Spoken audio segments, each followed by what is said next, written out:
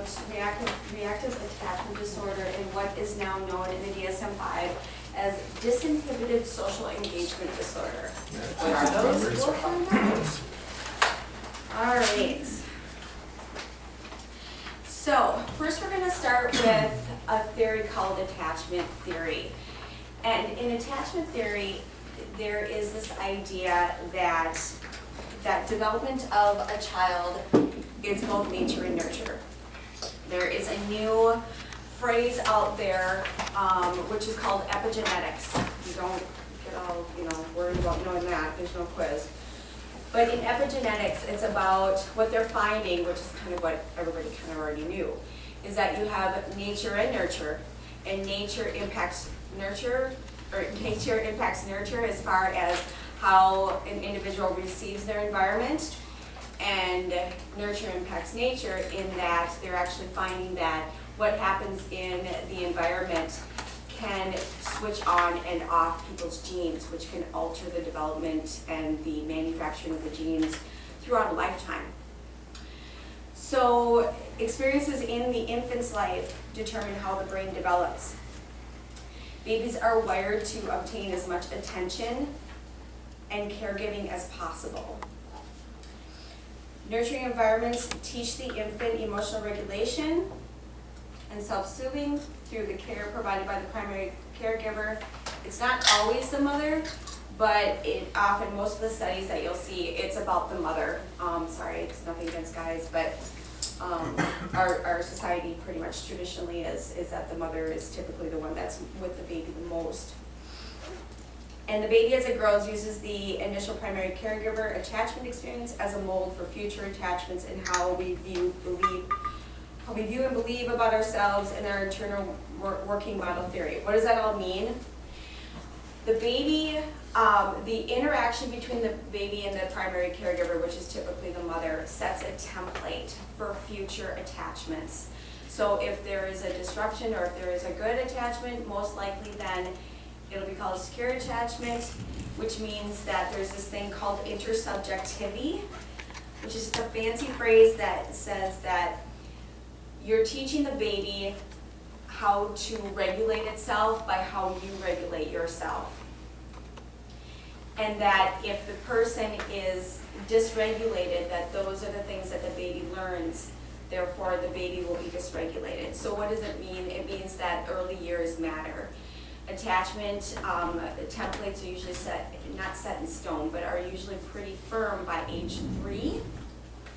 And for those of you who want to think back to their psychology classes from high school or college, by age 5, there's a thing called pruning, where about half of our neurons, which is billions and billions of neurons, actually die. It's if you don't use it, you lose it.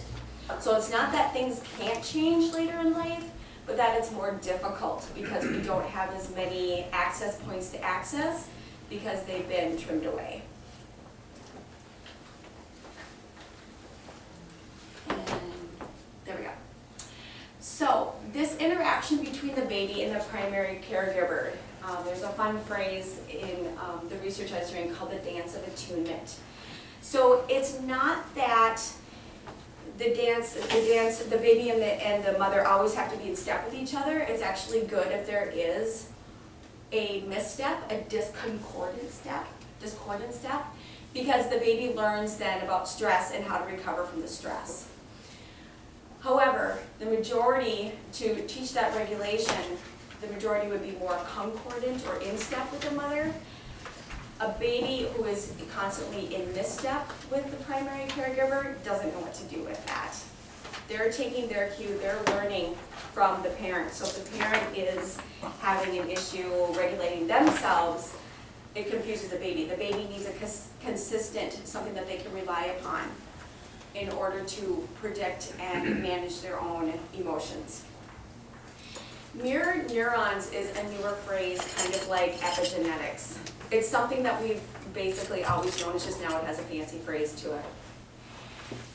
What they've found and continue to discover more and more is that how we learn empathy is that when, you know how when somebody smiles or somebody yawns, all of a sudden you kind of smile or you yawn? There are areas in the brain that will tell areas of the regular brain, like if I'm drinking a glass of water and I'm drinking, there's areas of my brain going, oh, well, I reached for the bottle and I'm drinking, and the areas of my brain that correspond with that action light up. The thing is that if you're thirsty at the time, the same areas in your brain light up. That's how it works. So when I smile and the baby smiles, the same areas of the brain light up. Therefore, I'm learning that, oh, that makes me feel good, that's happiness. So that as I'm moving forward in my life, when I see somebody smile, that area of my brain, I may not be smiling, but I can identify with that smile, and that area of my brain lights up. There was a research project where they had male and female ballet dancers who have very specific movements in dance. Males, you know, usually don't see the females lifting the males. There's certain things that the males do and certain things the females do. When they had these dancers watch videos of a pair of a male and female ballet dancer dancing, the areas of the male's brain would light up when the male was doing a movement, but not when the female did it, and vice versa. That's basically the idea of mirror neurons. So when you hear about somebody having low empathy, think back to this original attachment, because they never learned to put the areas of the brain with the emotion, with what they're seeing in the other person. Does that make sense? So what I'd like to show you is, always seems to be an unsettling video for me, but it gives you an idea more about the mirror neurons. Oh, let's listen to this side. To the emotions and the reactivity of the social interaction that they get from the world around them. This is something that we started studying 30, 40 years ago, when people didn't think that infants could engage in social interaction. In the still face experiment that the mother did, she sits down and she's playing with her baby, who's about a year of age. And she gives a greeting to the baby gives a greeting back to her. This baby starts pointing at different places in the world, and the mother's trying to engage her and play with her. They're working to coordinate their emotions and their intentions, what they want to do in the world. And that's really what the baby is used to. And then we ask the mother to not respond to the baby. The baby very quickly picks up on this, and then she uses all of her abilities to try and get the mother better. She smiles at the mother. She points because she's used to the mother looking where she points. The baby puts both hands up in front of her and says, "What's happening here?" She makes that screechy sound at the mother, like, come on, why aren't we doing this? Even in this 2 minutes, when they don't get the normal reaction, they react with negative emotions, they turn away, they feel the stress of it, they lose control of their posture because of the stress that they're experiencing. Okay.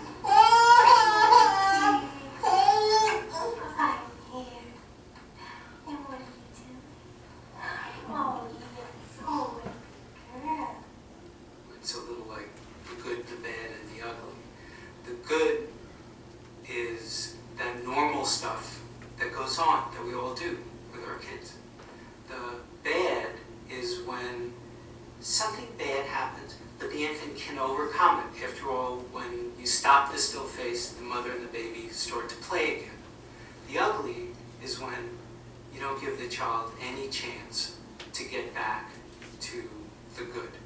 There's no reparation, and they're stuck in that really ugly situation. What I saw there was that, did you see that dance of attunement, that when mom and the baby were in step, and when they it misstepped, and the baby got upset because it didn't know what was going on. That was 2 minutes. Think about a child that spends the first 3 years of their life like that. Not knowing what's going on, not knowing what to expect.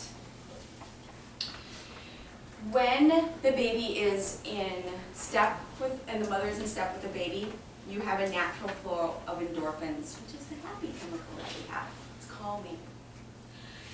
When we're in misstep, you have cortisol. It turns on the fight or flight. And when the fight or flight system in the limbic system is turned on, the higher functions of the brain, the thinking part of your brain, are turned off. Because it's not about relationships, it's not about anything, it's about safety. And fight or flight is your fear response, and mostly it's emotional response, but it's the main component of what instills fear in us. And we're wired to survive. So that's the only thing that matters then, is to survive, which means nothing else is being processed. So you have these kids that are, chronologically 13, 14, 15 years old, and they act like a 2-year-old. Think about that. So, when you have a secure attachment, when you have that in step with the mother, and the baby is learning how to regulate themselves, you have a trajectory which would be considered expected. It's normal. When it's time to go to school, no problem. They might have some behaviors here and there, but basically for the most part, they're pretty well-adjusted kids. They can interact with adults appropriately, therefore. They can interact with their own peers, they can share, they can, if they get disappointed, they can recover. It's at the entry of school that this first starts, not just reactive attachment, disinhibited social engagement disorder, but many of the, what would be called psychopathological, the bad stuff, the abnormal behavior. It's usually when they're entering school, because they're now in a structured environment with expectations and all these new people, and they have to manage all of that. So it's a really stressful time for kids anyways, but certainly for those kids that that haven't learned how to regulate themselves and how to get what they need from their environment. So, I love this. This is just kind of going ahead. Okay. So when you're talking about secure versus insecure attachment, secure infants seek and accept the contact that they need. We're gonna watch another clip in a moment here that we started to watch that will show you what does it look like when it's a secure attachment and insecure attachment. It's hard to describe, but when you see it, it's a lot more obvious. I'll talk about that later. So when we have a stage 1, which is the first year of life, the child develops the ability to attach or bond to the emotional caregiver, just like what you saw in that clip of the baby. The second year of life is called the trust of control, and the child is developing, it says when you start hearing no, for those of you that have kids, no, I don't want to, they start to get a little mind of their own. The child is developing autonomy, positive character, and conscience. Remember, it's that mirror neurons, it's that empathy that's starting to be built. I know that there was a rule of thumb that it wasn't until, 13 or so, and actually empathy is starting right from the beginning. So the child is starting to develop their own self, their own will. However, they want the parent to set appropriate limits. And when these limits are consistent, the child learns to accept and obey these limits. There's also something called object constancy, and it's between the months of 0 and 36 months, that through consistent eye contact, that mirroring with the parent, and safety with the primary caregiver, once that, between 0 and 36 months, that's those first 3 years of life, if that consistency is there, that interaction with the baby, then about 3 to 4 years, that you are seeing the child able to regulate themselves. So that's the result. And then of course, 5 or 6, they're entering school, so you can see how kind of things kind of flow forward. Okay, the next one that we're going to talk about is a little bit more on just a different way of thinking about how important that safety piece is, which is Maslow's hierarchy of needs. And you had a prime example. Do you want me to talk about it first? Now, let me, Okay. I'm gonna turn it over to Robin. I'm going to connect you guys to a real person. Because one of the things that helps me when I go to workshops like this is I have to have a kid in my head. So I want you to think about the kids that are on your caseload or that are at the Hutch House or that you work with that have a RAD, R-A-D, diagnosis. Or PTSD. But just RAD. Okay. Okay, just RAD for right now. Can you all think of one? Jesse, do you have anybody on your caseload that is RAD? Just throw out a name. Yeah, my name is Oh, but not, okay. A family focused kid, but not one that the guys would know? Right. Okay, kid, you got one? Mikhail, Ziva, he was very rad. Reed. Who else? Is Tony Scott? Probably Markel. Okay, and I was thinking of Caleb. One of the reasons I'm thinking of Caleb is because I had Caleb in the group last night. And he is a prime example of RAD.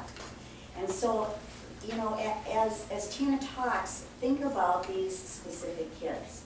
But there's a difference between RAD, where their needs have not been met here, and kids with high anxiety. And and they can have both. But when you were talking a bit ago about mirror, think about Travell. If you met Travell's mom, you would see her anxiety like 95% in Travell. That's mirror, and sometimes we'll call it mirror imaging. How they grow up, how they're parented, becomes their own behaviors. Now, if you look at Maslow, what we're looking at is we want the kids to be at the yellow, the social needs, or we're working on the blue, the esteem needs, and they're down here at the basic needs. They're down here at the bottom. They're down here where they're worried about, they don't know where mom is. They don't know what mom's doing. Mom's homeless. Okay, they don't know if she's even alive because she can't check in because she's got no home. And one of the people I think about is Javon. If you guys remember Javon, months went by and mom was not in contact. She didn't have a phone. She didn't have the money to get her phone turned on. He didn't know. And during those months, we had one heck of a time with his behaviors here. Not because he didn't want to do it, not because he wasn't able to do it, but because his whole focus was on mom. Okay, do we have anybody here? Yeah, Isaiah, he has no clue where his mom is. Maybe she's in a hotel, but if she is, she might be doing crack, she might be dead. You never know with his mom. But he has, as he tells me, he has never had a place to put his head, and never had a place to call home. He's been in 17 foster homes, and he's only 13. So that was like 2 years ago, I think. While he lived in Austin, he just ran the streets, staying with neighbors, staying with friends of mom's, wherever she could find a place, and they were running all in Kansas from child protection because he was going to get taken away. So his loyalty is to his mom, but he has never had the basic needs. And so when you guys are working with him and you wonder why you can't get through to him, why you can't move him into social needs, he's not there. He can only focus on the bottom, on the basic needs. But does he have a RAD diagnosis? He doesn't have that, but I think he was with mom, but I don't know how consistent it was. We don't know much about his history because there's no reporting and he lived in Kansas, so I wouldn't doubt it. So even if he had a RAD diagnosis, that anxiety piece is the piece that you guys get to work with. And when you set your expectations up the hierarchy, which is great because we all would like people to, we'd all like to get to self-actualization. That's why God gives us a lifetime, right? But they can't get there because they're at that bottom part. Yep, and you can't go to the next one up unless if the foundation below is fulfilled. Because if you don't have food, clothing, and shelter, you really don't care if where you have found shelter is safe or not. If you're not feeling safe, you really don't care about how well you're interacting with others. That's how the triangle works. how the hierarchy works. So for Javon, with all of his family dysfunction, and we could go on and on and on about that, he was attached to mom. And because of that attachment, he was down basic needs and worried about her all the time until finally we could locate her. Another one that came to mind, and I don't know if it's RAD, Jesse, is Dylan, the family focus kid that just left, that was in house 3. He is RAD? No, but I see where you're getting that from, yeah. The behaviors are there. Right. So his anxiety, when he first came, or his resistance to coming, was because he was the parent in the home. He took care of everybody and everything. And even mom wouldn't have told Jesse in the beginning that that was true until the kid left the home for 30 days. And mom went, oh, wait a second, nothing's getting done. Oh, Dylan's gone. So he sat here, at least for the first week, worried to death about what was going on at home, because he wasn't there to protect them. So I just wanted to bring this to you guys' attention, because Tina's talking about the brain and kind of the beginnings of all of this. What we're seeing are the behaviors. And so just kind of stop and think, why is it I'm not getting through to this kid? Why can't I get this kid to change or do what I want to do? Do I have to break the treatment plan down to little teeny steps Jimmy and I were talking about yesterday? I mean, steps that you wouldn't even think about. Like, breathe, okay? Stop, breathe, think, or stop, think, breathe, whichever works for them. Which is so very basic. But you guys, that's where some of these kids are. More kids now that are coming in than we have ever had before. Kids. So keep that in mind while Tina talks. The other one, like Dell, he looks very social and all of that, but I think it's pretty fake because he is RAD and he has had so much trauma that he's learned how to fake that. But when you get down to dealing with, like when we're talking in therapy or getting down to some of those basic needs, that's when he blows. And that's why he won't let Kate go there, as deep as she would like to go with him. You really look at the trauma and really look at the trauma. He can't do that. Because how he's been doing is the only thing he's known that has gotten him some sort of a sense of safety. So if you take that away from him, he has nothing. The other kid that you have to watch out for is the illusionary, okay? The kid who's RAD, but he thinks that he has an attachment because he really, really wants it. The kid that has the imaginary mother and the imaginary father that they'll tell you about, and you're going, wait, history doesn't, support this. Where are you coming from? But this illusion is what has kept him from into his safety, and he might look like he's into the social needs, but he's still really down at the bottom. So, think of the kid that you're working with, put him in your brain as Tina talks. Okay, so I'm going to show you the video that I was going to show you earlier, but I messed up the links.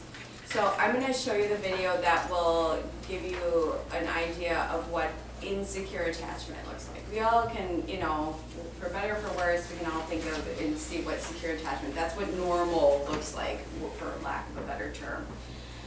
But with insecure attachment, I love having to deal with this.